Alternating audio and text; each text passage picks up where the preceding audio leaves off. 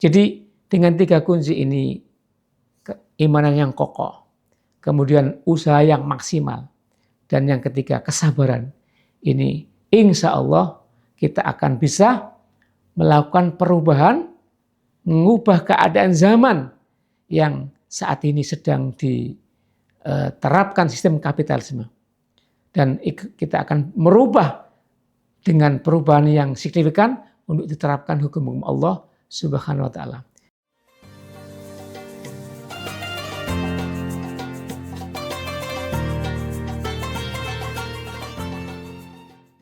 Assalamualaikum warahmatullahi wabarakatuh.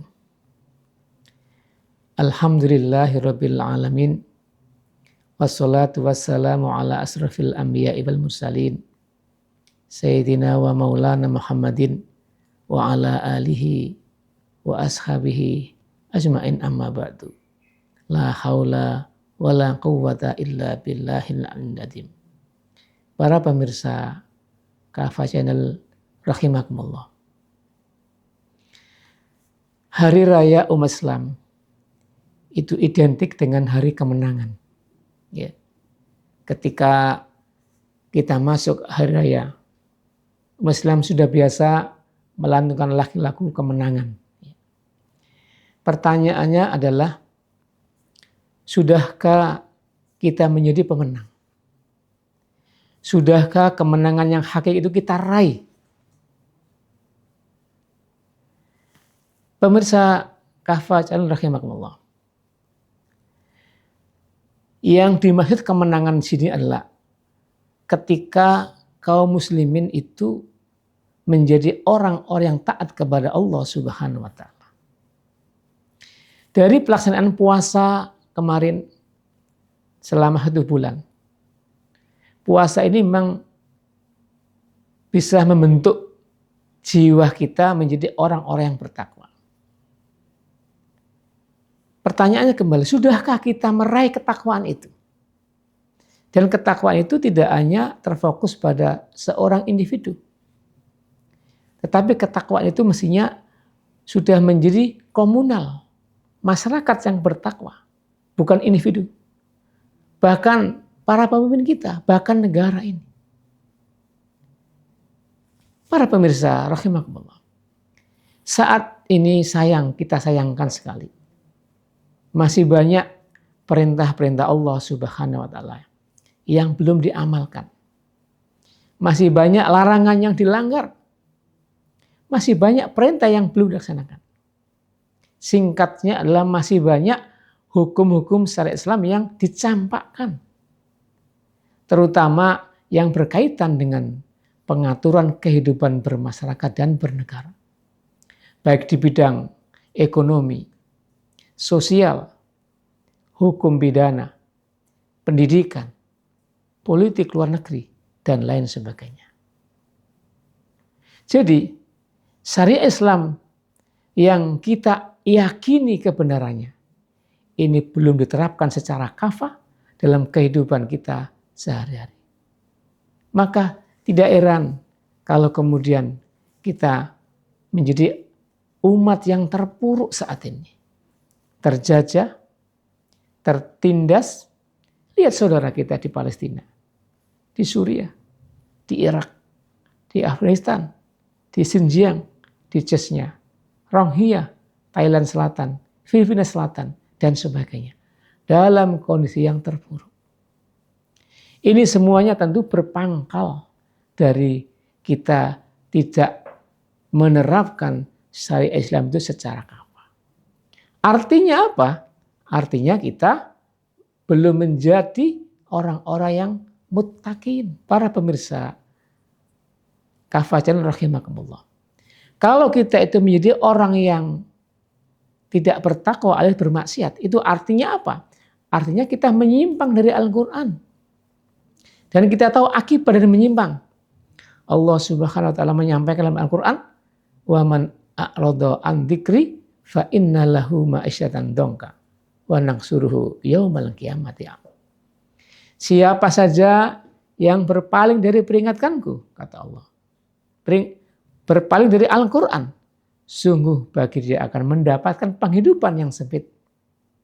Wa nahsyuruhu yaumil qiyamati a'ma. Dan nanti di hari kiamat akan dihimpunkan oleh Allah, dikumpulkan dalam keadaan buta. Ayat ini menurut Imam Ibnu Katsir bermakna berpaling dari perintah Allah, berpaling atau menyalahi perintahku, menyalahi perintah Al-Quran, menyalahi apa saja yang aku turunkan kepada Rasul, melupakan dan mengabaikan petunjuk dan selain darinya. Jadi ayat ini cukup menjadi pengingat buat kita. Saat umat Islam itu tidak lagi menerapkan Islam secara kafah, itu artinya umat Islam telah menjadi orang-orang yang melupakan Al-Quran, mengabaikan Al-Quran. Para pemirsa Kafah Channel rahimakumullah. Bagaimana caranya agar kita menjadi umat yang meraih kemenangan?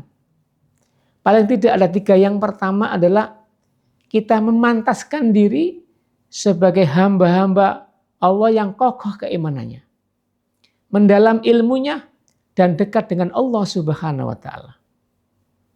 Kalau kita menjadi orang-orang yang kokoh imannya, itu berarti kita menjadi orang-orang yang akan berpegang teguh dengan hukum-hukum syariat Allah ini. Sehingga kita dengan berbekal kekokohan keimanan kita itu, kita akan menerapkan syariat Islam secara kafah apapun kondisinya, situasinya dan keadaannya. Karena kita berbekal dengan iman yang kokoh tadi itu. Tanda kalau orang itu tidak mau berhukum dengan hukum Allah itu artinya keimanannya dalam tataran yang rendah, yang rapuh, yang tidak kokoh. Maka kunci pertama, kita harus menjadikan iman kita menjadi iman yang kokoh.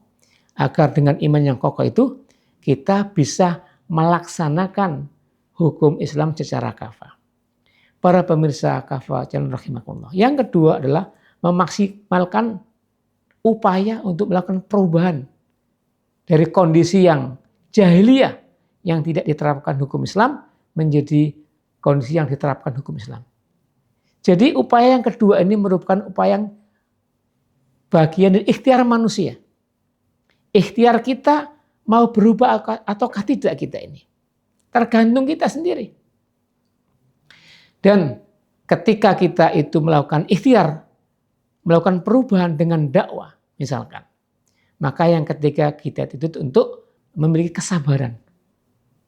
Dengan kesabaran itu kita akan melakukan aktivitas dakwah dan perjuangan yang panjang tanpa batas. Kita akan menghadapi berbagai macam ujian dari Allah Subhanahu wa Ta'ala.